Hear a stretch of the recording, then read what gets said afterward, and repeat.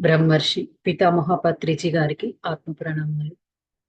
Vamsi master కి ఆత్మ ప్రణామాలు.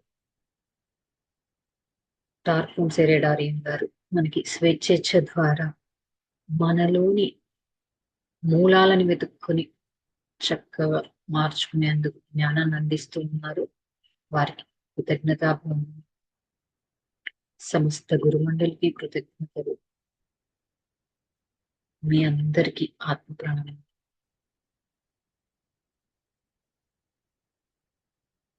మాస్టర్స్, స్వేచ్ఛేచ్ఛ అంటే మన స్వేచ్ఛకి అవరోధంగా ఉంది. అంటే స్వేచ్ఛ కావాలని ఇచ్చ అంటే కోరిక మనలో ఉంది. ఆ స్వేచ్ఛకి అడ్డంగా ఉన్నది ఎవరు అంటే మనమే. మరి ఆ స్వేచ్ఛకి అడ్డంగా ఉన్న మనల్ని మనం తొలగించుకోవడం ఇలా అంటే అసలు యాక్చువల్ గా అంటే మన ముందు మనకి మనం కనబడాలి అద్దంలో చూస్తే. కానీ ఆ అద్దానికి దుమ్ము పేరుకుపోయింది. అందులో చూస్తే మనం ఏమీ కనిపించదు మనకి మనం. ఎప్పుడు కనిపిస్తుంది? ఆ అద్దానికి మనకి మధ్యలో ఉన్న తెరని తొలగించినప్పుడు. మన ఇప్పుడు దుమ్మే కాదు, ఒక క్లాత్ అడ్డంగా తెర పెట్టామే అనుకోండి, కనిపించదు. ఎప్పుడైతే ఆ తెరను తొలగిస్తామో ఆ అద్దంలో మనకి మనం స్పష్టంగా కనబడతాం. అంటే ఇక్కడ ఏంటి? మనకి మనం స్పష్టంగా కనబడ్డప్పుడు అంటే అసలైన ఆత్మకి పరమాత్మకి మనకి మధ్యలో ఒక అడ్డుగోడను మనం నిర్మించుకున్న అడ్డుగోడని ఎప్పుడైతే తొలగించుకుంటామో అప్పుడు ఆటోమేటిక్ గా స్వేచ్ఛ అనేది వస్తుంది. అంటే స్వేచ్ఛ లేదు కాదు, మనకి స్వేచ్ఛ ఉంది. ఆ స్వేచ్ఛ చుట్టూ మనం నిర్మించుకున్న కంచు కోటలు నిజంగా చెప్పాలి అంటే చాలా స్ట్రాంగ్ గా కొన్ని జన్మలుగా నిర్మించాం. వాటన్నింటినీ బద్దలు కొట్టేసి ఏమాత్రం లేకుండా జీరో చేసేసినప్పుడు ఆ చైతన్యం వికసించి స్వేచ్ఛ అనేది అంటే దాన్ని అనుభూతి చెందుతాం తిరిగి. అక్కడ ఏమున్నా లేకపోయినా ఎలాంటి పరిస్థితుల్లోనైనా ఆనందంగా ఉండగలం. నిజంగా స్వేచ్ఛ రావడము అంటే ఏదో పొందడం కాదు.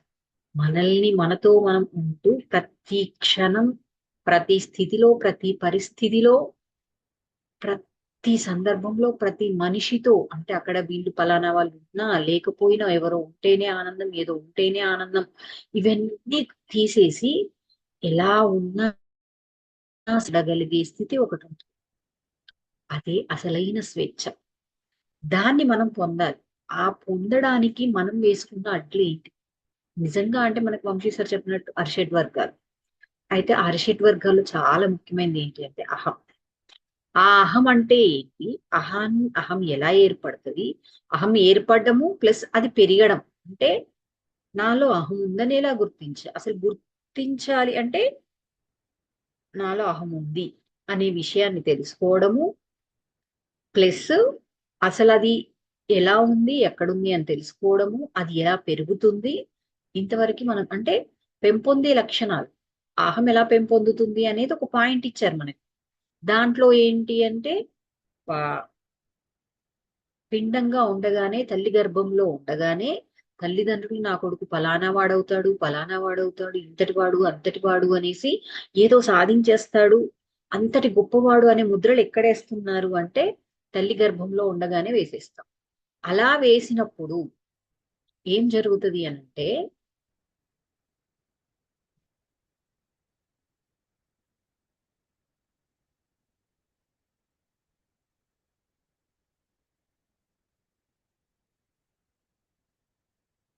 అలా అంటే ఒక మనల్ని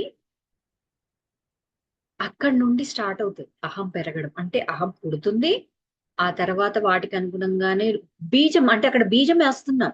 వీడు పలానా అంటే నేను అంతటి వాడిని అన్న ఒక చిన్న ఐడి అంటే గుర్తింపు. అహం అంటే ఏంటి అంటే గుర్తింపు. అది ఎలాంటి గుర్తింపు అంటే ఎలాంటిదైనా సరే ఇది నేను అనేది అంటే దాని ద్వారా నిన్ను నీవు డిస్క్రైబ్ చేసుకోవాలి అనుకుంటున్నావు అంటే అది అహం. అహం అంటే నిజంగా ఒకటే ఫామ్, ఒకటే పదం. ఏ గుర్తింపు అంటే దేని ద్వారానైతే నువ్వు గుర్తింపు పొందాలనుకుంటున్నావో, అది లేకపోతే నేను లేను అని నువ్వు అనుకుంటున్నావో అదే గుర్తింపు. ఆ గుర్తింపుని వదిలేయడమే నేర్చుకోవాలి. అయితే అసలు ఆ గుర్తింపు ఎలా పెరుగుతుంది అంటే ఎక్కడ పుడుతుంది అంటే తల్లి గర్భంలో ఉండగానే స్టార్ట్ అయ్యింది. మనం వాళ్ళ మీద ఏదైతే మనం ఒక మన రూపం అంటే మనం అనుకున్న రూపాన్ని వాళ్ళకి అంటించేసాం.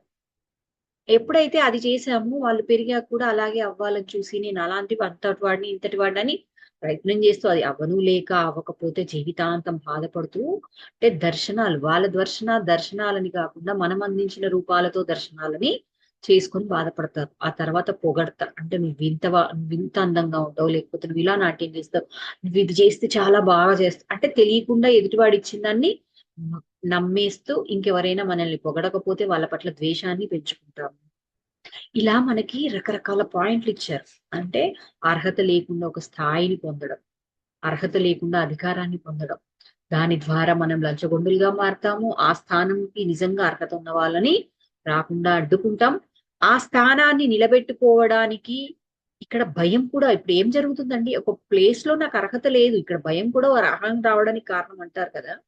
అంటే ఆ ప్లేస్ కి నాకు అర్హత లేదు అయినా సరే నేను దాన్ని వదులుకోకుండా ఉండాలి అని చెప్పేసి దానికి అర్హత ఉన్న వాళ్ళని అడ్డుకుంటాను. ఏం చెయ్యడానికి నేరపూరిత చర్యలు చేయడానికి కూడా వెనకాడను.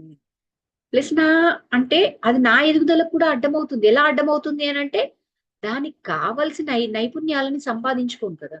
అంటే విజయం సాధించడానికి షార్ట్ కట్స్ ఎత్తుతాను కానీ అసలైన విజయం ఎప్పుడు అంటే దాన్ని పూర్తిగా అవగాహన చేసుకొని ఆ స్థితికి చేరుకున్నప్పుడు ఆటోమేటిక్ గా వస్తుంది. అంటే అదే వచ్చేస్తుంది అన్న దానిని మనం మర్చిపోతుంది. ఇలా రకరకాల కారణాలతో అహాన్ని పెంపొందిస్తూ ఆ ఇతరులు అంటే పక్క వాళ్ళలాగా పోల్చుకొని వాళ్ళలాగా ఉంటే నాకు విలువ వస్తుంది అంటే తెలియకుండానే ఆ విధమైన అహాన్ని కూడా అంటే అది కూడా గుర్తింపు కోరుకోవడమే. అహము అని అంటే నేనిది అనేది కాదు, నేను అనేదాన్ని గుర్తించాలి అని అనుకోవడమే అహం. సో పక్క వాళ్ళలాగైనా సరే నన్ను గుర్తించాలని వాళ్ళలాగా నేను అలంకరించుకొని వాళ్ళలాగా నా హావభావాలను ప్రదర్శిస్తూ వాళ్ళలాంటి పనులు చేస్తూ కూడా ఐడెంటిటీ కోరుకోవడం కూడా ఆమె. అదిగో ఆమె ఏం చేస్తుంది అంటే అలాంటి పనులు చేయడానికి కూడా ప్రేరేపిస్తూ అలాంటి పనులు కూడా చేయిస్తుంది. అందుకని ఇవన్నీ ఇవి పెంపొందుతోంది మన లోపల. అంటే ఇలాంటి విషయాలు ఎక్కడైనా సరే మనది మనం సెల్ఫ్ చెక్ చేసుకున్నప్పుడు మనకు అనిపిస్తే ఓహో నాకు దీని ద్వారా అహం పెంపొందుతోందా అని మనకి మనం గుర్తించుకొని దాన్ని మార్చుకోవాలి. అయితే ఇంకేంటిది, అహం అంటే ఏంటో ఇచ్చారు, అహం ఎలా పెంపొందుతుందో ఇచ్చారు. ఇప్పుడు ఏం చెప్తున్నారు అంటే అహం లక్షణాలు. అహం లక్షణాలు ఏంటి అంటే ఇక్కడ నుండి మనం ఈ రోజు టాపిక్ లోకి వెళ్ళిపోదాం. ఆత్మ తన ఆధిపత్య శక్తిని కోల్పోతే తన వాహనాల వ్యామోహాలు కోరికలు పెంపొందుతాయి. దానితో అంతవరకు నిద్రాణంగా ఉన్న ఈ క్రింది లక్షణాలు అన్ని పరిస్థితుల ద్వారా పట్టిలేపబడి వ్యక్తీకరణలోకి వస్తాయి. ఆత్మ ఆధిపత్య శక్తిని కోల్పోతే వాహనాల వ్యామోహం. ఇప్పుడు ఒక కుటుంబ యజమాని ఉన్నాడండి. ఆ కుటుంబ యజమాని గనక కుటుంబాన్ని అంతటిని బ్యాలెన్స్ చేస్తూ ఉన్నాడు, సరి అయినంత అందిస్తూ సరైన జ్ఞానాన్ని ఏం పని చేయాలి ఏం పని చేయకూడదు అని అందిస్తూ ఆ ఉన్నాడు. ఎప్పుడైతే అతను తన ఆధిపత్యాన్ని కోల్పోయాడో అంటే సరే వాళ్ళు వింటున్నారనో లేకపోతే ఎక్కడైనా ఏదైనా జరిగినప్పుడు మనకి మహాభారతంలో నిజంగా భీష్ముడు కౌరవులకి పాండవులకి మధ్యలో ఎప్పుడైతే ఇవన్నీ జరుగుతున్నాయని తెలుసుకున్నాడో ఆ మొదట్లోనే గనక దుర్యోధనుడికి కౌరవులకి వీళ్ళందరికీ సరి అయిన జ్ఞానాన్ని అందించి సరి అయిన దిశానిర్దేశం మార్గనిర్దేశకత్వం చేసి ఉంటే మహాభారతం ఇంకోలాగా ఉండేది. అంటే తన ఆధిపత్యాన్ని ఏం జరిగింది, సరే చిన్న విషయమే కదా అని వదిలేశాడు. ఇంకోటి జరిగింది, ఆఖరికి భీముణ్ణి ఆ విషాహారం ఇచ్చి చంపేయడం ఇది జరిగింది. ఇలా జరిగినప్పుడు కూడా వదిలేశాడు, మందలించలేదు. ఆ తర్వాత వాళ్ళని అందరినీ సజీవ దహనం చేయడానికి లాక్షాగృహంలోని పెట్టేశారు, అక్కడ వదిలేశారు.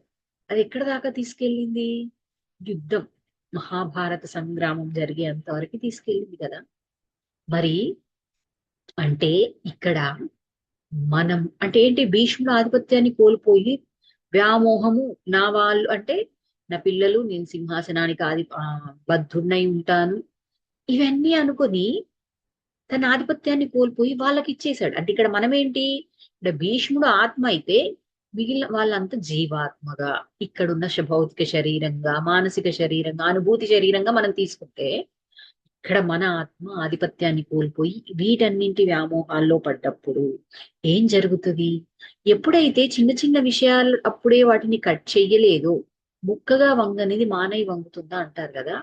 ఆ ముక్కగా ఉన్నప్పుడే కౌరవుల్లో కలుగుతున్న అసూయని, ద్వేషాన్ని, అహాన్ని, వేటిని కూడా కట్ చేయకుండా అశ్రద్ధ చేశాడో వాళ్ళ లోపల ఉన్నవన్నీ పెరిగిపోయాయి. అలా మనలో ఉన్నవన్నీ కూడా వ్యక్తీకరణలోకి వస్తాయి. తట్టి లేపినట్టుగా వస్తాయి. ఒక తుమ్మెద తెట్టని ఒక రాయితో కొడితే ఏం జరుగుతుందండి? అందులో ఉన్న తుమ్మెదలన్నీ అంటే తేనెటీగలు అన్ని బయటకు వచ్చేసి మనల్ని కుట్టేస్తాయా లేదా? అహం అనే తుట్టె కూడా కదిలించబడి దాని ద్వారా అంటే మనలో ఉన్న షడ్వర్గాలన్నీ కదిలించబడి వాటి ద్వారా బయటకు వచ్చి ఆ వ్యక్తీకరణలుగా మనం జీవిస్తాం. సో ఫస్ట్ అహం లక్షణం. అహం వస్తువులు కావాలని కోరుకొని తన ఇష్టాన్ని రుద్దడానికి ప్రయత్నించడం కానీ లేదా బలవంతంగా పొందడం కానీ చేస్తుంది. ఒక ఆత్మ ఉదాహరణగా ఉండడం కోసం, సౌందర్య వ్యక్తీకరణ కోసం సవాళ్ళని సృష్టించుకున్నా వాటిని ఎవరి మీద రుద్దదు. అహం గొప్ప స్థాయిని చేరటానికి, ప్రజలను వంచటానికి తన మీద తనే సవాళ్లు విధించుకుంటుంది. అహం ఏంటి అంటే వస్తువులు కావాలని కోరుకొని తన ఇష్టాన్ని రుద్దడానికి ప్రయత్నించడం కానీ బలవంతంగా పొందడం కానీ. ఫలానా అధికారం కావాలనో, ఫలానా వస్తువు నాకు కావాలి, ఫలానా ప్లేస్, ల్యాండ్ కబ్జాలు ఎలా జరుగుతాయండి? ఒక ప్లేస్ నాకు కావాలి అని కోరుకున్నాను, వాడు ఇస్తే సరి, ఇవ్వకపోతే వాడిని చంపి తీసుకోవడానికి అంటే బలవంతంగా లాక్కోవడం లేదా బలవంతంగా వాడి మీద రుద్దడం. నువ్వు ఇది ఖచ్చితంగా నా మాట వినాల్సిందే, చెయ్యాల్సిందే అని బలవంతంగా వాళ్ళకి ఇష్టం లేకుండా సైన్ చేయడం, వాళ్ళని చంపడం, ఇవన్నీ చేస్తాయి. అంటే ఎవరు ఏది చేస్తుంది? అహం అనేది చేస్తుంది. ఆత్మ ఏంటండి? తను పొందడం కోసం ఏమి చేయదు. అంటే ఉదాహరణగా ఉండాలనుకున్నప్పుడు సౌందర్య వ్యక్తీకరణ కోసం సవాళ్ళని సృష్టించుకుంటుంది కానీ ఎవ్వరి మీద రుద్దదు. ఏంటి? నేను ఆత్మని, ఆత్మగా ఉదాహరణగా ఉండాలి, సౌందర్యాన్ని వ్యక్తీకరణ చెయ్యాలి అనుకున్నప్పుడు ఏం చేస్తుందండి? బలవంతంగా ఎవరి మీదే రుద్దుతుందా? పత్రి సార్ ఉన్నారు ఏంటి, ఆయన ఏంటి నిజంగా ఆత్మ ఉదాహరణగా ఉండడానికి చూపించడానికి వచ్చారు. ఏం చేశారండి? ధ్యానం చెప్పారు. ఎవరి మీదైనా, తన భార్య పిల్లల మీద కావచ్చు, తోబుట్టుల మీద కావచ్చు, లేదా తన చుట్టూ ఉన్న వాళ్ళ మీద కూడా కావచ్చు, నువ్వు ఖచ్చితంగా ధ్యానం చేయాల్సిందే అని బలవంతంగా ఎవరి మీదైనా రుద్దాడా? తను సవాళ్ళని సృష్టించుకొని ఆ వ్యక్తికి సౌందర్యాన్ని వ్యక్తీకరించడం కోసము దాన్ని అందజేస్తూ వచ్చాడు. ఎవరి మీద బలవంతంగా రుద్దలేదు. ఇచ్చాడు. తీసుకున్న వాళ్ళని ఒకేలాగా చూస్తూ ఆ ధ్యానాన్ని, జ్ఞానాన్ని తీసుకున్న వాళ్ళకి ఇంకా గైడెన్స్ ఇస్తూ ముందుకెళ్లారు. కానీ అహం ఏం చేస్తుంది? గొప్ప స్థాయిని చేరాలి అంటే ప్రజలను వంచటానికి తన మీద తనే సవాళ్లు విధించుకుంటాడు. అంటే ఏంటి? ప్రజలను వంచాలి అంటే ఏం చెయ్యాలి? ఏదో ఒకటి ప్రదర్శించాలి. అంటే నేను ఇది చేయగలను, చెయ్యలేని కష్టమైన పనిని కూడా చేయగలనని తన మీద తనే సవాళ్ళని విధించుకుంటున్నాను. చూడు, నేను ఎలాగైనా ప్రూవ్ చేసుకోవాలి. అందుకనే ఎప్పుడు ఏం చెప్తారు సార్?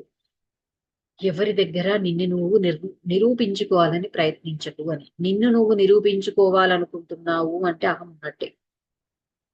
అహం స్వార్థపరత్వం కలది. ఆత్మ పంచుకుంటుంది. అహం తన కోసమే పనిచేస్తుంది. ఒకవేళ వాడు పంచుకున్నట్లు కనిపించినా ఆ చర్య వెనుక స్వార్థపూరిత ఉద్దేశ్యమే ఉంటుంది. అతని పనులన్నీ స్వీయ ఆసక్తులతోనే అదుపు చేయబడతాయి. సెకండ్ పాయింట్ ఏం చెప్తున్నారు? అహం అనేది స్వార్థంతో నిండి ఉంది. ఆత్మతత్వం ఏంటి అంటే తనకు ఉన్నది ఏదైనా సరే పంచడానికి రెడీ అయిపోతుంది, పంచుతూనే ఉంటది. కానీ అహం పంచినప్పుడు కూడా ఇది తనకి ఏ విధంగా ఉపయోగపడుతుంది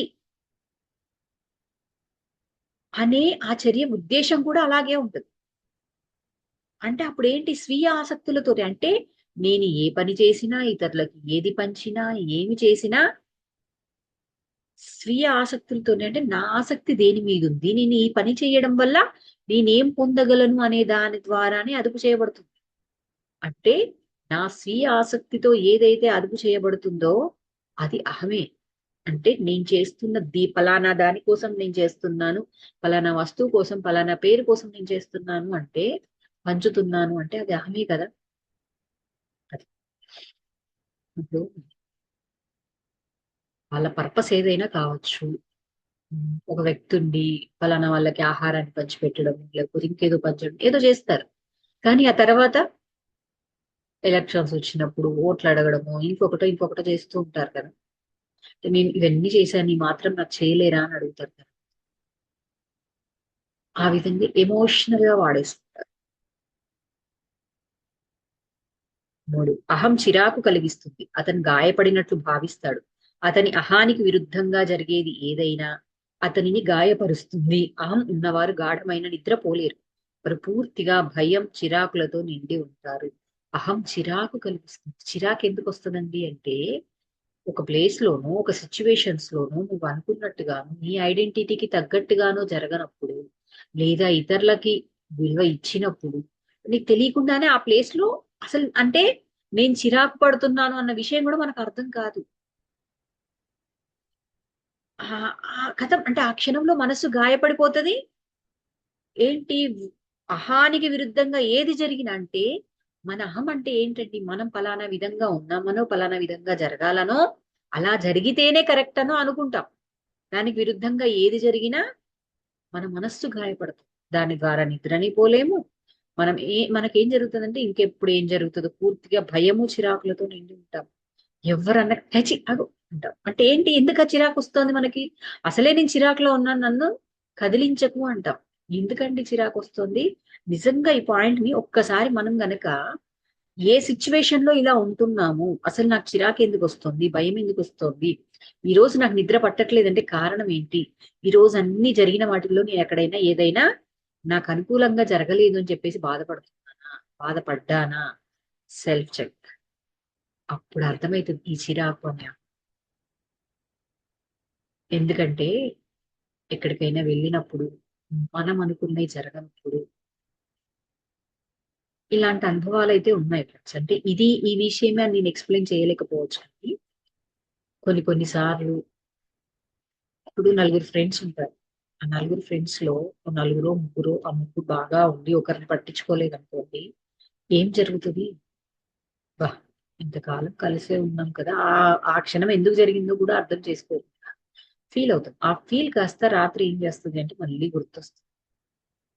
బాధపడతాం. బాధలో నుండి చిరాకులోకి వెళ్తాం. నిద్ర పట్టకుండా పోతుంది. భయం అయిపోతుంది. ఏంటి వీళ్ళు నాతో స్నేహం చేస్తారో లేదో, ఎలా ఉంటారో, ఇవన్నీ జరుగుతాయి. ఒక్కసారి గమనించండి. 4th పాయింట్, ఒక అధికార స్థాయిలో లేకుండానే అహం ఆజ్ఞాపించాలని ప్రయత్నిస్తుంది. సమూహాలు, చర్చిలు, సాంఘిక సంస్థలలో అహం ఉన్నవాళ్ళు ఇతరుల విషయాలలో జోక్యం చేసుకోవడంలో ముందుంటారు. అయితే దానికి కారణాలు చూపిస్తారు. ఆజ్ఞలు జారీ చేయడం ద్వారా అందరి దృష్టిని తమ వైపు మరల్చుకొని అహం తనను తాను పోషించుకుంటుంది.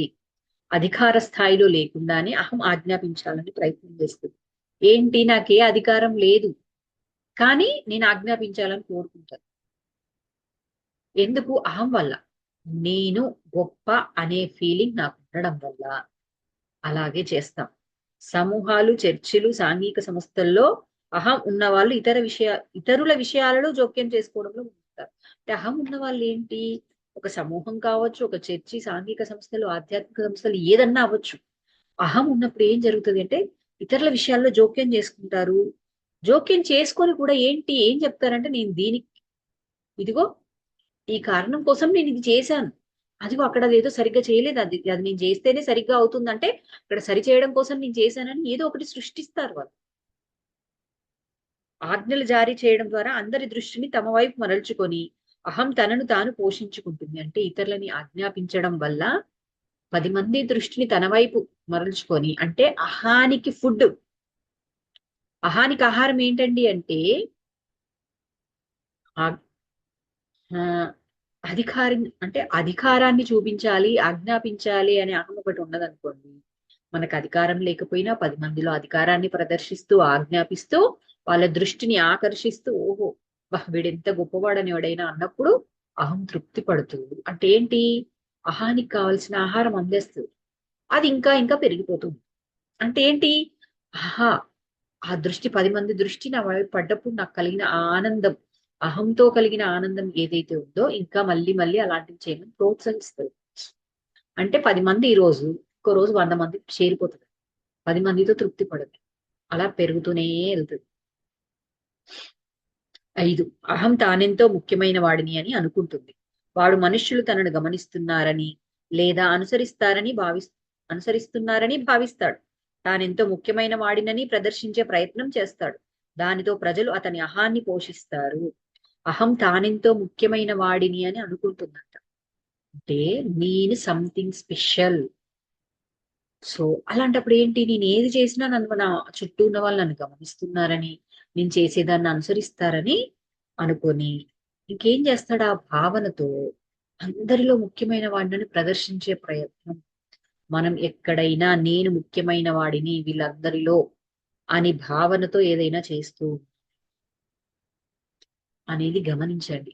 అలాంటి వాటికి సపోర్ట్ చేసే వాళ్ళు కూడా ఉంటారు. ఇప్పుడు ఏదైనా అవసరం ఉంది అనుకోండి మనతో, నువ్వు ఎంత బాగా చేస్తావు అని చెప్పేసి సపోర్ట్ చేస్తారు కదా. అంటే ప్రజలు ఆ విధంగా కూడా అతని అహాన్ని పోషిస్తారంట. తప్పదు కొన్నిసార్లు, ఆ వాళ్ళ పనులు కావాలి అంటే అహాన్ని పోషించాల్సిందే, పోషిస్తారు. 6 పొగడ్తలని కోరుకుంటుంది. తనని పొగడాలని, ఇంకా ఎక్కువగా పొగడాలని కోరుకోవడం అనేది మనలో పేరుకుపోతున్న అనారోగ్యానికి చిహ్నం. ఒకవేళ పొగడలేదు అనుకోండి, అప్పుడు మీరు గాయపడే విధంగా అతను అనేక విధాలుగా అసంతృప్తి చెల్లడిస్తాడు.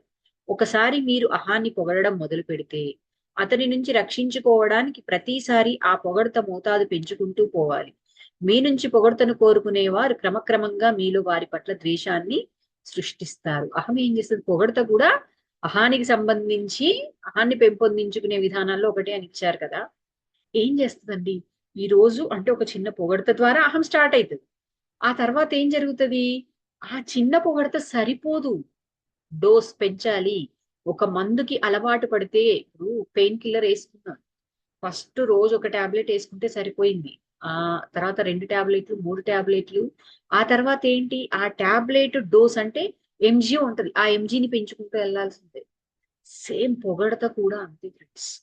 మొదటిసారి ఒకసారి పొగిడినప్పుడు అబ్బా చాలా హ్యాపీగా అనిపిస్తుంది.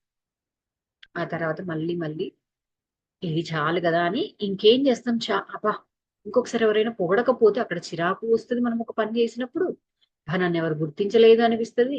ఎవరో ఒకరు గుర్తిస్తే సరిపోదు. నువ్వు బాగా చేసావు అని అంటే అక్కడ హ్యాపీగా ఉంటారు. నువ్వు ఎంత బాగా చేసావు అని ఇంకొకటి, ఆ తర్వాత ఇంకొకటి, ఇంకొకటి, ఇంకొకటి, ఇలా యాడ్ చేయాల్సి వస్తుంది. మనం పొగడకపోతే ఎదుటివాడు పొగిడించే, ఎవరికైతే అలవాటు చేసాము వాడు ఎలాగైనా పొగిడించుకోవాలని చూస్తాడు. వాడి మాటల ద్వారా, చేష్టల ద్వారా మనకి తెలియకుండా వాడి మీద ద్వేషాన్ని పెంచుకుంటాడు. ద్వేషం ఎప్పుడైతే ఏర్పడుతుందో కర్మచక్రం మళ్ళీ ఆ ద్వేషాన్ని రిలీజ్ చేసుకోవాల్సింది కూడా మనమే కదా. ఒక వివేకి అహం అడుగులేని పీపా వంటిది అన్నారు.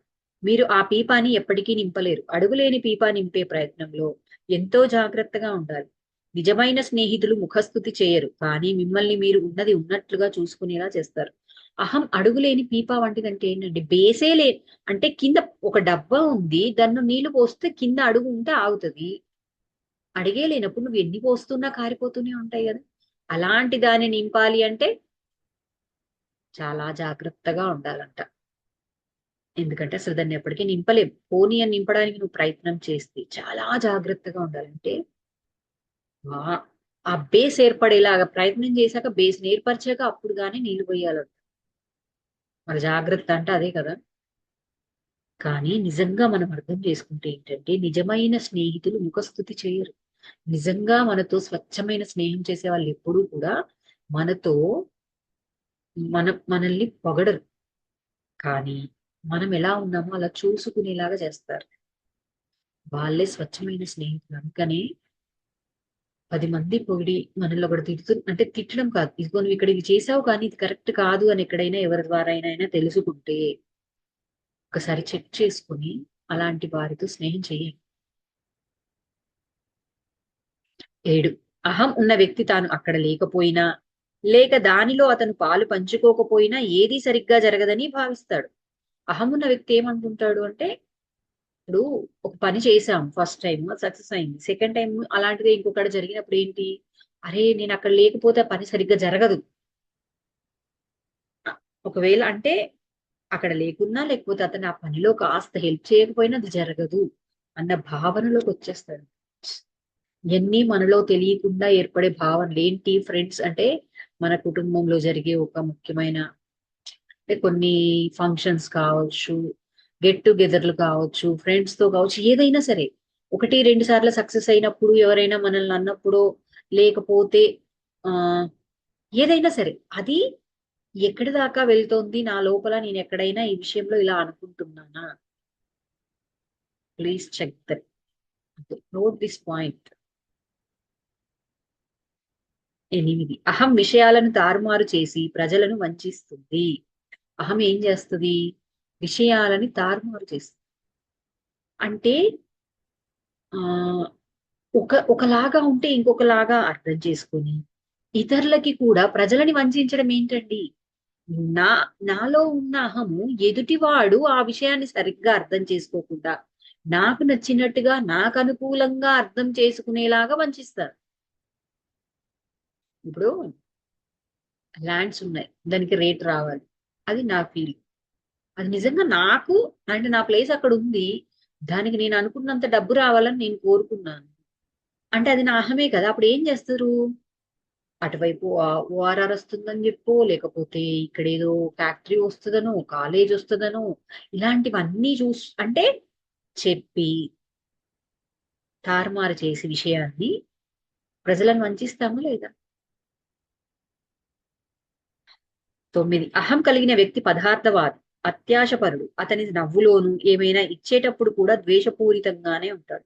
పదార్థవాది అంటే ఈ శరీరమే నేను, ఈ ఐడెంటిఫైలే నేను, ఈ ప్లేస్ అనేది నేను, ఈ పదవి అనేది నేను, ఇవన్నీ పదార్థవాది. అత్యాశపరుడు ఎప్పుడైతే ఇది కేవలం ఈ భౌతిక ప్రపంచమే, భౌతికంగా కనిపించేవే నేను అనుకున్నవాడు వీటన్నింటినీ సంపాదించుకోవాలి, పొందాలి అని అత్యాశ కూడా ఉంటుంది. అప్పుడు ఏంటి? అతను ఇతరులను చూసి నవ్వుతున్నా, ఏమైనా ఇస్తూ ఉన్నా ద్వేషపూరితంగా, అంటే పైకి బాగున్నట్టు కనిపిస్తూ ఉన్నా సరే లోపల ద్వేషం అనేది అలాగే ఉంటది. 10, అహంకారి క్షమించడు. ఎవరైనా ఏమైనా ఒక మాట అంటే నేను వాళ్ళని క్షమించాలా, నన్నింత మాట అంటారా, నన్నంత మాట అన్నారు కాబట్టి నేను క్షమించను, దాన్ని కూడా అనుభవించాల్సిందే అంటారు. ఎందుకండి ఆ మాట అనేది? అహంతో. కానీ అహం లేనప్పుడు వాడు చేసే తప్పుని కూడా అర్థం చేసుకుంటాం, క్షమిస్తాం. అహం గల వ్యక్తి ప్రతి దానిని ప్రదర్శిస్తూ ఆ ప్రదర్శనను ఆస్వాదిస్తాడు. 11th పాయింట్ అంటే ఏంటి? నాలో చిన్న టాలెంట్ ఉన్నా సరే, అది గింతంతే కావచ్చు, ఆ గింతని కూడా ప్రదర్శించి దాన్ని అంటే ఆ ప్రదర్శిస్తూ నేను ఇది చేస్తున్నాను అని, నేను ఏదైతే పని చేస్తున్నానో నాలో ఉండే టాలెంట్ ని ప్రదర్శించుకుంటూ చిన్నగా ప్రదర్శిస్తున్నా సరే దాన్ని ఆస్వాదిస్తాడు. నేను ఇది చేస్తున్నాను అని ఆస్వాదిస్తూ, తనలో ఉన్న టాలెంట్ ని ఆస్వాదిస్తూ ఉన్నప్పుడు వాడు అహంలోకి ఇంకా పెరుగుతుందా లేదా? 12, అహంకారి తన గురించి తాను గొప్పగా భావించుకోవడం కోసం ఇతరుల దోషాలను లేదా వైఫల్యాలని కనుగొనే ప్రయత్నము చేస్తాడు. ఏంటి? అహంకారి తన గురించి తాను గొప్పగా భావించుకోవడం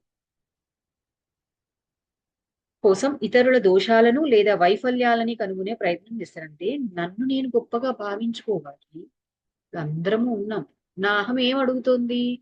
నేను గొప్ప అని నాకు చెప్తోంది. ఆ భావనని నేను అలాగే నిలుపుకోవాలి అంటే పక్కవాడిలోని దోషాలను ఎంచుతాను.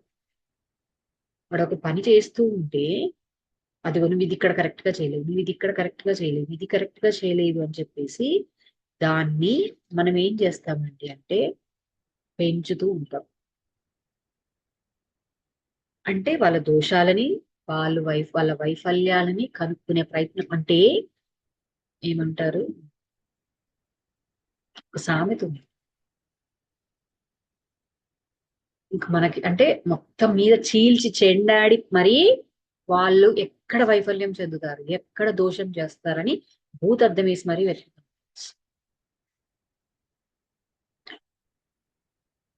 అహం స్వచ్ఛపరచబడితే మీ చైతన్యం మరింత స్పష్టంగా పనిచేస్తుంది. మీ చర్యలు సరి అయినవిగా మారుతాయి. మీ మాటలు విషయానికి అనుగుణంగా ఉంటాయి. మీ ఉద్దేశ్యాలు నిర్మలంగా సరి అయినవిగా ఉంటాయి. మీరు సౌందర్య భరితులు అవుతారు. కృత్రిమత్వం వదిలిపోతుంది. అహం మీ సూక్ష్మ శరీరాలలో పుండులాగా ఉంటుంది. అది మిమ్మల్ని వదిలిపోవటంతో మీ ఆరోగ్యం మెరుగుపడుతుంది. అహం ఏంటండి అంటే స్వచ్ఛపరచబడినప్పుడు. అంటే ఎప్పుడైతే ఒక వస్తువు దుమ్ము పట్టుకుపోయి ఉంది, నిజంగా ఒక ఇత్తడి చెంబుకి మకిలి పట్టుకొని ఉన్నప్పుడు దాన్ని క్లీన్ చేస్తే అది ఎంత మెరుస్తుందండి. అలాగే మన చైతన్యానికి అహం అనేది అంటుకుపోయి ఉన్నప్పుడు దాన్ని గనక స్వచ్ఛం చేస్తే మరింత స్పష్టంగా, అంటే ఇంకా బాగా పనిచేస్తుంది స్పష్టంగా. అంటే చేసే పనిలో స్పష్టత ఉంటుంది ఏదైనా సరే. మీ చర్యలు సరి అయినవిగా మారతాయి. అహం వల్ల ఏంటి, నాకు అనుకూలంగా ఉండాలనుకుంటాం, ఎదుటివాడు బాధపడుతున్నాడా లేదా అనేది ఉండదు కాబట్టి అక్కడ సరి అయినవి కాదు కదా. నాకు నచ్చినవి చేశాను. ఇప్పుడు అందరికీ ఆనందాన్ని ఇచ్చేవి సరి అయిన పనులు చేస్తాను. మాటలు అలాగే ఉంటాయి అనుగుణంగా దానికి. మన ఉద్దేశాలు కూడా నిర్మలంగా సరైనవిగా ఉంటాయి. సౌందర్య భరితులు అవుతారు అంటే ఏంటిది, మనమంతా లోపల ఆనందంతో. సౌందర్యం అంటే ఏంటి, నేను ఆనందంగా ఉండాలి, ఎదుటివాడిని ఆనందంగా ఉంచాలి. ఆనందంగా జీవించని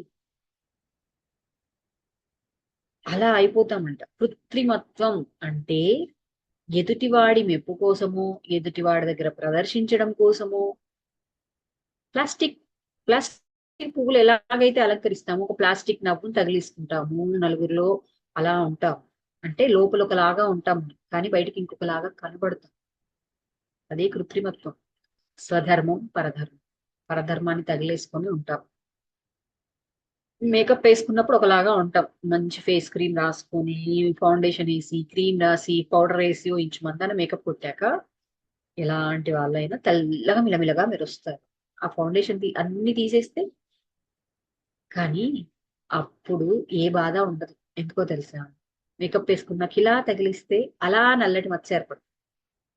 సో ఎంతో జాగ్రత్తగా ఇలా ఉండాలి. అంటే మనం మనది కాని దాన్ని పట్టుకొని ఉన్నప్పుడు అది ఎక్కడ పోతుందో, ఎక్కడ పోగొట్టుకుంటామో, ఈ పదవిని ఎక్కడ పోగొట్టుకుంటామో, ఈ అహం ఎక్కడ నన్ను ఇబ్బంది ఇది కోల్పోతే నేను హ్యాపీగా ఉండలేను, అలా అవేర్నెస్ తో ఉండాలి. ఎప్పుడైతే ఈ మేకప్పే తీసేసాము, నా ఒరిజినాలిటీ నేను చూపించేశాను. అంటే ఒరిజినాలిటీ అని అంటే హింస చేయడం ఇవన్నీ కాదు. మన చైతన్యం యొక్క ఒరిజినాలిటీ, ఆత్మ యొక్క ఒరిజినాలిటీ ఏంటి, దివ్యత్వం. అంటే ఎప్పుడైతే ఇవన్నీ వదిలించేసామో, స్వచ్ఛపరుచుకున్నామో, కృత్రిమంగా జీవించాల్సిన పని లేదు కదా.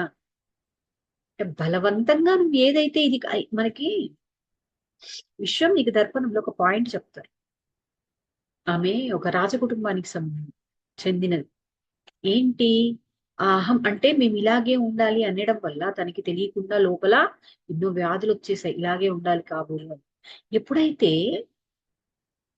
అక్కడ ఈ చెప్పిందంతా వింటదో, విన్నప్పుడు ఓహో, నేను ఇన్ని రోజులు వీటిని తగిలించుకున్నానా, ఇదే నేను అనుకోని ఇప్పటి నుండి నేను అవి తీసేస్తాను అన్నప్పుడు నేను చాలా హ్యాపీగా ఉన్నాను. అంటే ఇక్కడ తనకి ఏంటి, అహం మీ సూక్ష్మ శరీరాలలో పుండులాగా ఉంది. అంటే ఈ భావనలన్నీ మనలో అనారోగ్యాన్ని కలిగించాయి. ఎప్పుడైతే అనారోగ్యానికి కారణమైనవన్నింటినీ వదిలిస్తున్నామో, తీసేస్తూ ఉన్నామో, అప్పుడు ఆరోగ్యం మెరుగుపడుతుంది. ఇది నిజంగా మనం అహంతో ఉంటే ఎలా ఉంటాం, అహాన్ని వదిలేస్తే ఎలా ఉంటాం అనేది చెప్పారు. అహాన్ని ఎందుకు స్వచ్ఛపరచుకోవాలి మనం రేపు చెప్పుకుందాం ఫ్రెండ్స్. అయితే ఇక్కడ ఈరోజు క్లోజ్ చేసే ముందు ఒక పాయింట్ చెప్తాను, అంటే చిన్నది, ఎందుకంటే ఇది చెబితే టైం పడుతుంది.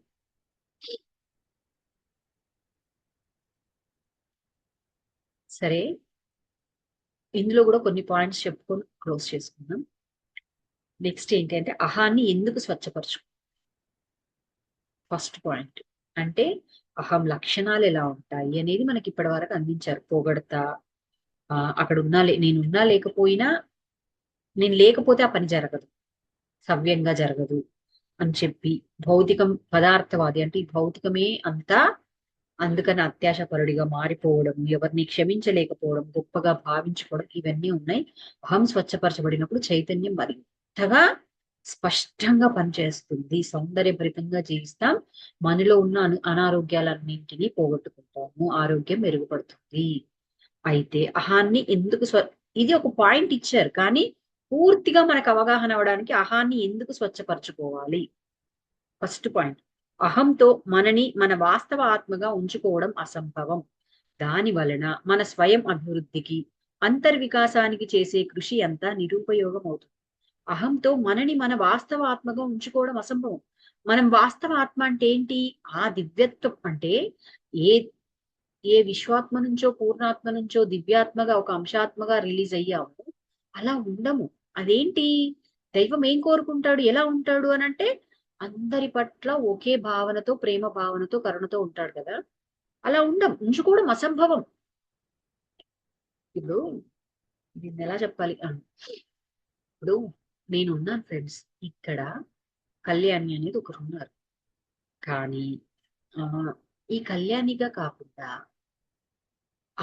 అంటే నేను ఇంకొకరు లాగా ఉండాలి అని అనుకున్నప్పుడు కళ్యాణిని ఎలా అంటే కళ్యాణి కనిపించదు అక్కడ, వేరేలాగా యాక్టింగ్ చేస్తున్నాము. డూప్స్ ఉంటారు. ఏం జరుగుతుందండి? ఒక హీరో లాగా వాళ్ళు ఇమిటేట్ చేస్తూ ఉంటారు. ఆ ఇమిటేట్ చేస్తూ ఉంటే వాళ్ళ ఒరిజినాలిటీ మనకు తెలియదు, ఏమీ తెలియదు. ఎలా ఉంటారు? ఏ యాక్టర్ ని ఇమిటేట్ చేస్తున్నారో వాళ్ళే అనుకునేలాగా ఉంటారు, వాళ్ళనే అనుకుంటూ భావన చేస్తూ ఉంటాం. అప్పుడు వాళ్ళ స్వంత ఐడెంటిటీ అంటే వాళ్ళ స్వంత అంటే ఇక్కడ మనకు అర్థం కావడానికి వాళ్ళ ఐడెంటిటీని వాళ్ళు ఫలానా అనేది కోల్పోయారు కదా.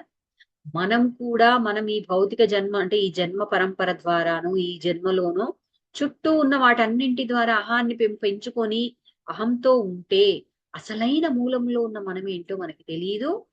అలా ఉండను కూడా ఉండలేదు. దానివల్ల ఏంటి అంటే మన స్వయం అభివృద్ధికి అంతర్వికాసానికి చేసే కృషి అంతా నిరుపయోగమైపోతుంది. ఏంటి స్వయం అభివృద్ధి? ఇక్కడ స్వయం అభివృద్ధి అని అంటే ఈ శరీరం కోసమో ఈ కుటుంబం కోసమో నేను చేసేది కాదు. నా ఆత్మ అభివృద్ధి, నా అంతర్వికాసం, నా అంతరంగంలో వికాసం. మనకి దుఃఖం ఎందుకు కలుగుతుందంటే లోపలంతా కుచించుకుపోయి ముడుచుకుపోయి ఉంది. అందువల్లే ఏదో లేదని చెప్పి బాధలో ఉన్నాం. ఎప్పుడైతే అది వికసించడం మొదలు పెడుతుందో అప్పుడు ఆనందంలోకి వెళ్తాం. కానీ వీటన్నింటి కోసం చేసే కృషి అంతా అహం ఏం చేస్తుంది అంటే అది లోపలికి వెళ్లకుండా అడ్డుగా మారిపోతుంది. సెకండ్ పాయింట్, అహం సరి అయిన మానవ సంబంధాలు, ఐక్యత, ప్రపంచ శాంతికి గల అవకాశాలని నిరోధిస్తుంది. ఏంటి సరి అయిన మానవ సంబంధాలు అంటే నేనున్నాను, నాకు ఎదురుగా ఎవరో ఒకరు ఉన్నారు, మీరందరూ ఉన్నారు, నాలో అహం ఉందనుకోండి, నేను మీ అందరితో ఎలా ఉంటాను? ఏయ్, నేను క్లాస్ చెప్తున్నా, మీకంటే నేను చాలా గొప్పదాన్ని, నేను చెప్పిందే వినాలి, ఇలా ఉండాలి, అలా ఉండాలి అంటారు. అప్పుడు ఏం జరుగుతుందండి? ఈ క్షణం ఏమంటారు? సరే మేడం, ఓకే మేడం అంటారు. ఆ తర్వాత ఇంకా క్లాస్కి రావడానికి పెద్దగా అంటే అథారిటీ చెలాయించాక ఏం జరుగుతుంది? మీకు నాకు మధ్యలో అధికారం మాత్రమే ఉంటుంది. అలాంటి అధికారం ఉన్న చోట మానవ సంబంధాలు సరిగ్గా ఏర్పడతాయా? ఏర్పడతాయి. అప్పుడేంటి? ఏదో సబ్జెక్ట్ అవసరం కదా, కావాలి అనుకుంటే పాయింట్ వింటారు, వెళ్తారు. కానీ మీకు మాకు నాకు కమ్యూనికేషన్ అనేది ఉంటుంది, ఐక్యత. అప్పుడు మీకు నాకు ఎక్కడైనా ఐక్యత ఉంటుందా? నాకు ఈరోజు క్లాస్ వీలు కాదు, మీరు తీసుకోమంటే ఎవరైనా సహకరిస్తారా? ఇంకెక్కడ ఐక్యత? నేనే పోగొట్టుకున్నానుగా. ప్రపంచ శాంతికి గల అవకాశాలు. అప్పుడు నీకు నాకు అంటే ప్రపంచ శాంతి అని అంటే ఏంటండి? ఎక్కడో రెండు దేశాల మధ్య యుద్ధం జరగడమే ప్రపంచ శాంతిని కోల్పోవడం. నాకు మీకు మధ్య యుద్ధం. ఇప్పుడు ఇక్కడ నేను అని ప్రదర్శించి మిమ్మల్ని ఇబ్బంది పెట్టి మీకు అంటే నా ఎదుటివాడికి ఆ ఫీలింగ్ కలగకుండా చేసి వాడిని బాధలోకి వెళ్ళిపోయి వాడు ఇంకొకరి దగ్గర ఇప్పుడు అంటే నీకు నాకు గొడవే, నాతో ఇంకో పక్కవాడికి గొడవే, నా వల్ల ఇతరులు ఇంకొకరితో గొడవ. అంటే ఇలా ఎక్కడికక్కడ ఎప్పుడు ప్రపంచంలో శాంతి ఎందుకు ఉండట్లేదు అంటే అందుకే నీ అంతరంగంలో మార్చుకోమని చెప్పేది. నిరోధిస్తుంది అహం. 3, మీరు అహాన్ని సృష్టించుకున్నప్పుడు మీపై ముసుగు వేసుకుంటారు. ఎవరైనా మీ తోడ్పాటుతో దాన్ని ఛేదించకపోతే దానిని మీరు ఎన్నటికీ తొలగించుకోలేరు. అహం ఏంటండి? ముసుగు, ఒక్కొక్క పొర. ఉల్లిపాయ పై పొర తీసేస్తే లోపలి పొరలు కనిపిస్తాయి, కాస్త ఉల్లిపాయ అని అర్థమవుతుంది. అంటే అంత స్ట్రాంగ్ గా మనం పొరల్ని ఏర్పరిచేసాం, ముసుగేసేసుకున్నాం. ఎవరైనా మీ తోడ్పాటుతో దాన్ని ఛేదించకపోతే అంటే ఇక్కడ ఏంటండి? ఎవరైనా ఛేదించడానికి రెడీగా ఉంటారు, కానీ మనం సహాయం అంటే మనం సహకరించకపోతే, సహకరించకపోతే ఎవ్వరు దాన్ని ఛేదించలేరు. అంటే ఇతరులు మనలోని అహాన్ని గుర్తించి నువ్వు ఫలానా విషయంలో అహంలోకి వెళ్ళిపోయావని, ఇక్కడిక్కడ అహాన్ని ప్రదర్శిస్తున్నావని మనకి తెలియజెప్పి తొలగించడానికి సహాయం చేసే మాస్టర్స్ ఉంటారు. వాళ్ళకి మనం సహకరించి వాటిని ఆ అవకాశాలు వాళ్ళని మనకి ఇస్తే మనం ఛేదించుకోగలం, లేకపోతే ఎప్పటికీ మనం తొలగించుకోలేము. అందుకే గురువులు. 4, అనేక మనోవ్యాధులకు కారణం అహమే.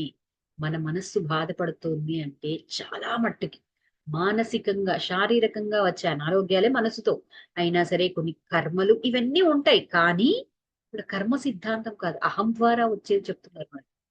అంటే మానసిక వ్యాధులకు కూడా కారణం అహమే కదా. అంటే ఒకటి పొందాలనుకున్నాం, పొందలేకపోయాం, దానితో బాధ. ఎవరో నన్ను నేను చేసిన పని గుర్తించలేదు, పొగడలేదని బాధ, లైకులు రాలేదని బాధ, ఎవరు షేర్ చేయలేదని బాధ, సబ్స్క్రైబ్ చేయలేదని బాధ. అంటే ప్రతి దాన్ని కూడా బాధలోకి తీసుకోవద్దు. 5 అహం ఉండడం అంటే మీ చుట్టూ ఒక గూడు నిర్మించుకొని దానిలో మీ వాస్తవ ఆత్మని పూడ్చిపెడుతుంది. ఏంటండి? ఒక చుట్టూ ఒక గోడ కట్టేసుకుని, అంటే మనకి మన ఆత్మకి మధ్యలో అహం ఏం చేస్తుంది అంటే ఒక కంచెని నిర్మించేస్తుంది, అందులో పూడ్చిపెట్టేస్తుంది. అంటే ఆత్మ తన అస్తిత్వాన్ని కోల్పోతుంది అహం వల్ల. ఉమ్, ఒక అంటే ఇద్దరు మనుషుల ద్వారా చెప్పాలి అంటే ఇప్పుడు ఒక ఫ్యాక్టరీ యజమాని ఉన్నాడు అనుకోండి. ఫ్యాక్టరీకి ఒక సంఘానికి ఒక యజమాని ఉన్నాడు. ఏం జరుగుతుంది? మంచిగా అందరితో కమ్యూనికేషన్ ఉన్నంత కాలం ఓకే. ఎవరినైతే ఒకరిని నమ్మడము, లేకపోతే తనలోనే ఇవన్నీ చేస్తూ చేస్తూ అహం వెళ్ళిపోయింది అనుకోండి, పెరిగిపోయినప్పుడు ఏంటి, చుట్టూ ఉన్న వాళ్ళు చెప్పేది వినడానికి రెడీగా ఉండడు. లేదా మధ్యలో ఒక మీడియేటర్ ని పెట్టారు అనుకుందాం, చక్కగా అర్థం కావాలి అంటే ప్రజలకి అతనికి మధ్యలో ఒక మీడియేటర్ ని పెట్టారు. ఆ మీడియేటర్ ఏం చేస్తాడు? ఆ మీడియేటర్ అహం ఏం చేస్తుంది? ఆహా, వీళ్ళని దగ్గరికి వెళ్ళనివ్వాలా అని చెప్పేసి, అంటే ఇక్కడున్న మెయిన్ ఆత్మకి అర్థం కాదు, అంటే ఇక్కడ మెయిన్ పర్సన్ కి అర్థం కాదు, ప్రజలకి కాదు, మధ్యలో ఉన్నవాడు వాళ్ళకి వీళ్ళకి మధ్యలో దూరం పెట్టేసి ఏం చేస్తాడు? ఒక కంచెని నిర్మిస్తాడు. మీరు లోపలికి వెళ్ళాలంటే నా అనుమతి కావాలి అంటాడు. మీరు లోపలికి వెళ్ళాలి అంటే ఇలా ఉంటేనే వెళ్ళగలరు అంటారు, నా మాట వింటేనే వెళ్ళగలరు అంటాడు. అంటే ఏంటి? ఈ మీడియేటరే అహం. మీడియేటర్ అవతల ఉన్నది మనమే. మనం ప్రదర్శించేదంతా అది. లోపల ఉన్నది మన వాస్తవ. దీన్ని తీసేస్తే గాని అసలైన మన దగ్గరికి మనం చేరుకోలేము. 6 సరికాని విలువలు స్థాయిలు మిమ్మల్ని మీ ఉన్నత చైతన్య స్థితులను ఆస్వాదిస్తూ ఉన్నత లోకాలతో అనుసంధించబడనీయవు. సరికాని విలువలు స్థాయిలు అంటే మనము అంటే సరికా అంటే నేను ఒక గొప్పదాన్ని అంటే ఇప్పుడు నాకున్న స్థితి నా స్థాయి వేరు. కానీ నేను వీటన్నింటినీ దాటి ఇంకా గొప్పగా భావించాను అనుకోండి, సరికాని స్థాయిలోకి, అంటే నేను ఇంకా గొప్పగా ఉన్నాను అనేది, అంటే అదే సరికానిదే కదా. సరికానిది అంటే ఇక్కడ ఏంటి అంటే హింస, ఎదుటివాడికి హింస చేసేదే కావచ్చు, బాధ పెట్టేదే కావచ్చు, అది నన్ను కూడా బాధ పెడుతుంది కదా. సో ఆ సరికాని విలువల్ని స్థాయిల్ని నాకు నేను ఆపాదించుకున్నప్పుడు, నేను గొప్పవాడిని, నేను ఫలానా ఇంత ఉన్నతమైన వాడిని నువ్వు ఆపాదించుకున్నప్పుడు, మీ ఉన్నత చైతన్య స్థితులను ఆస్వాదిస్తూ ఉన్నత లోకాలతో అనుసంధించబడనియవు. ఇప్పుడు మనం ధ్యానం చేస్తూ ఉన్నాము, మనకేదో విషయం గుర్తిస్తుంది, ఫలానా విషయంలో నేను గొప్ప అని, నేను ఇలా ఉన్నాను అని. అప్పుడు ఏం జరుగుతుంది? మన మనస్సు అటువైపు వెళ్ళిపోతే మనం మనసుని ఫాలో అయిపోయాం. మనస్సు ఎక్కడ శూన్యం అవుతుందండి? ఆ శూన్యమే అవ్వనప్పుడు ఉన్నత లోకాలతో ఎక్కడ అనుసంధానం అవుతాము? అది అక్కడ అనుసంధానమే అవ్వనప్పుడు ఆస్వాదన ఎక్కడ ఉంటది? ఉన్నత లోకాల నుంచి అనుసంధానం అయిపోతుంది ఆస్వాదన.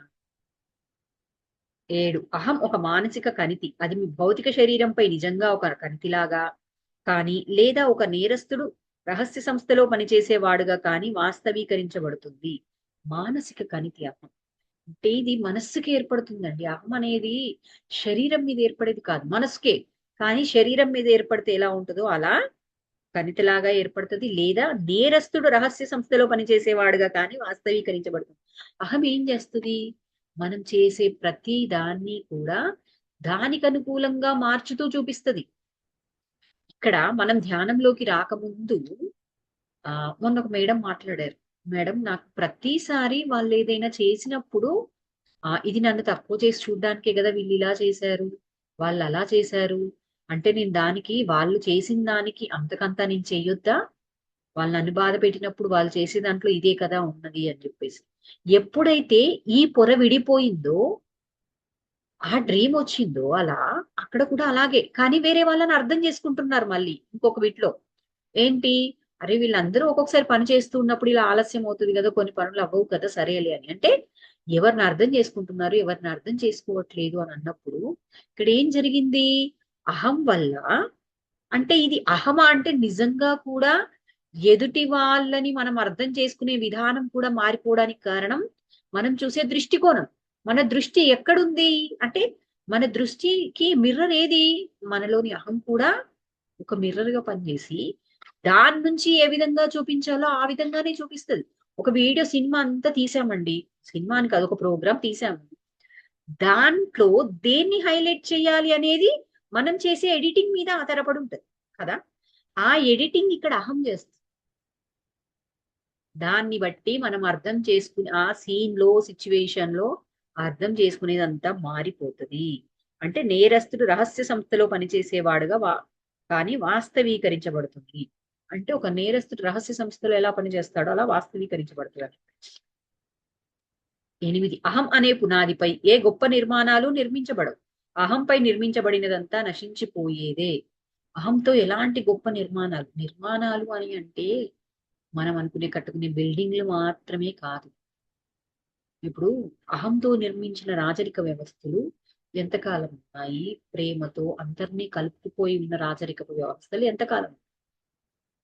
ఒక రాజు అహంకారంగా ఉన్నప్పుడు, ఈ హిట్లరే ఉన్నాడు, అహంకారంతో యుద్ధం చేశాడు, అన్ని చేశాడు, ఎంతకాలం పరిపాలించగలిగాడు? ఎక్కడ ఆధిపత్యం సృష్టించగలిగాడు? అంతమైపోయిందా లేదా? మన భారతదేశానికి కూడా దండెత్తొచ్చిన వాళ్ళు ఎంతో మంది ఉన్నారు. ఒక్కొక్క దేశాన్ని అహంతో అధికారాన్ని చేజిక్కించుకొని అహంతో పరిపాలించిన వాళ్ళు 400 సంవత్సరాలు పరిపాలించారంట. బ్రిటిష్ వాళ్ళు ఏ దేశానికి వెళ్ళినా. కానీ ఇండియాకి 150. కానీ అంతమైతే అయింది కదా.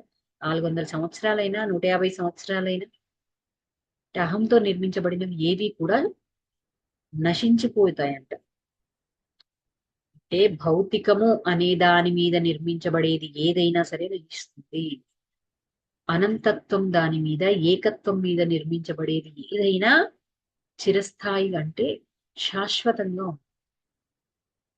అందుకే బుద్ధత్వం గురించి ఇప్పటి వరకు చెప్పుకుంటున్నాం, సోక్రటీస్ గురించి చెప్పుకుంటున్నాం, రమణ మహర్షి గురించి చెప్పుకుంటున్నాం, శంకరాచార్యుల వారి గురించి చెప్పుకుంటున్నాం, జీసస్ గురించి చెప్పుకుంటున్నాం, అవతార్ బాబాజీ. అంటే వీళ్ళంతా ఏంటి? ఏకత్వం మీద నిర్మించబడిన పునాదులు, వాటి మీద నిర్మించారు. 9, అహం ఇతరుల ఇబ్బందికి బాధకు కారణం అవ్వటమే కాక స్వీయ వేదనకు మూలం కూడా. అహం ఏం చేస్తుందండి? నన్ను గుర్తించలేదు వీడు అని వాడిని అనగదొక్కడానికి ప్రయత్నిస్తాం. అంటే ఇతరులను ఇబ్బందిని గురి చేస్తాం, బాధ బాధ కూడా ఇస్తాం. స్వీయ వేదనకి మూలం ఏం చేస్తుందండి అంటే, నేను ఏదైతే పొందలేదో దాని మీద దృష్టి పెట్టి అది పొందలేకపోయినందుకు బాధలోకి వెళ్తాము. ఆ తర్వాత ఏంటి, ఆ తర్వాత అది పొందడం కోసం ఏం చేయడానికైనా వెనకాడం, ఆఖరికి మనల్ని మనం అంతం చేసుకోవడానికి కూడా వెనకాడం. నన్ను కాదన్నాడు అన్న ఒకే ఒక్క దాని ద్వారా కదా అమ్మ 2 జన్మలు వృధా చేసుకుంది. అంటే స్వీయ వేదన కలిగించుకుంది కదా. తన 2 జన్మల ఎంత జ్ఞానాన్ని పొందింది. అదే సాధన తన ఉన్నతికి పాటుపడుతుంది. తనకు ఆ లర్నింగ్ అవసరమేమో, అది కంప్లీట్ చెయ్యాలేమో, నేను కాదనట్లేదు. కానీ మనం అర్థం చేసుకోవడానికి. ఎందుకంటే చరిత్రలో ఆ మన పురాణాల్లో, ఇతిహాసాల్లో వీటన్నింటిలో ఉండే వాటిని ఎగ్జాంపుల్స్ గా తీసుకుంటున్నాము అని అంటే వాళ్ళు తప్పు చేశారని జడ్జి చేయడానికి కాదు, మన అవగాహన కోసం మాత్రమే. వాళ్ళ కారణాలు, వాళ్ళ లర్నింగ్ ఏంటో మనకు తెలియదు కదా. అందుకని ఇక్కడ వాళ్ళని తప్పు పట్టడం కాదు, అక్కడ జరిగిన దాన్ని వాళ్ళ అనుభవంలో నుంచి మనకు కావలసిన జ్ఞానాన్ని పొందడం. లాస్ట్ పాయింట్, అహం ఇతరులతో స్పష్టమైన సమాచారాన్ని నిరోధించి వాస్తవాన్ని, సత్యాలను వక్రీకరిస్తుంది. అంటే ఇప్పుడు నేను చెప్పాను, ఇతరులతో స్పష్టమైన సమాచారాన్ని, ఇతరులు మాట్లాడిన ఒక విషయంలో ఒక స్పష్టమైన సమాచారం ఉంటుంది, కానీ అహం ఏం చేస్తుంది? దాన్ని నిరోధించి వాస్తవాన్ని, సత్యాలని వక్రీకరిస్తుంది. అంటే అసలు అందులో ఉన్న వాస్తవాన్ని, సత్యాన్ని అర్థం చేసుకోకుండా చేస్తుంది. నిజంగా ఇక్కడున్న అంబ భీష్ముడు రిజెక్ట్ చేశాడు. ఓకే అంటే ఆ చేది మహారాజు రిజెక్ట్ చేసినప్పుడు ఏం చెయ్యాలి? నిజంగా ప్రేమించిన వ్యక్తి, ప్రేమతో ఉన్న వ్యక్తి నన్ను రిజెక్ట్ చేయకూడదు అని చెప్పి అతనికి చెప్పాలి. కానీ నీ వల్లే ఇది జరిగిందని చెప్పేసి ఇంకొక పర్సన్ మీద కోపాన్ని ద్వేషాన్ని పెంచుకొని తన 2 జన్మల్ని వృధా చేసుకో. అది క్లియర్ చేసుకో. అంటే ఆ ద్వేషం అంటే అది జరిగితే తప్ప నా వల్ల మరణిస్తే తప్ప నాకు మనశ్శాంతి కలగదు అని. అంటే తనని తాను నాశనం చేసుకుంది. ఎందువల్ల? వాస్తవాన్ని సత్యాన్ని వక్రీకరించబడింది. అంటే అర్థం చేసుకోలేని దృష్టిలోకి వెళ్ళిపోయింది. అందుకని మనం ఒక విషయాన్ని చూస్తూ ఉన్నప్పుడు జీరో స్టేజ్ లో చూడండి. జీరో స్టేజ్ లో చూడడం అంటే ఏంటి అంటే ఇంతవరకే నువ్వు పెట్టుకున్న అభిప్రాయాలు, నీ మనోభావాలు, నీ భావోద్వేగాలు, నీ ఉద్దేశాలు అన్నీ తీసేసి ఏమీ లేకుండా అక్కడ ఉన్నది ఉన్నట్టుగా అర్థం చేసుకోవడానికి ప్రయత్నం చేయడం. అప్పుడు అసలైన వాస్తవం సత్యం నీకు అర్థమవుతుంది. లేకపోతే వక్రీకరించబడుతుంది. ఇక్కడ ఎవరు వక్రీకరించరు. నీ అంతరంగం అంటే నీ లోపల నువ్వు ఏర్పరచుకున్న భావాలు, ఇంతవరకు నువ్వు ఏర్పరచుకున్న అభిప్రాయాల ఆధారంగా ఆ విషయాన్ని విచారిస్తావు. అది కాదు కదా. అది ఫ్రెండ్స్ అంటే అహాన్ని ఎందుకు స్వచ్ఛపరచుకోవాలి. రేపు మనం అహాన్ని స్వచ్ఛపరచుకోవడం ఎలా అనే టాపిక్ లోకి వెళ్దాము. ఓకే, సో అహాన్ని ఎందుకు స్వచ్ఛపరచుకోవాలి అని అంటే అది మెయిన్ గా మన చైతన్యం విస్తరించకుండా ఉండడానికి, ఉన్నత తలాలతో అనుసంధానించబడకుండా ఉండడం, అనుసంధానించబడకపోవడానికి, ఆస్వాదించలేకపోవడానికి, అసలైన చైతన్యంగా మనం జీవించకుండా ఉండడం అనేది అహం వల్ల జరుగుతుంది.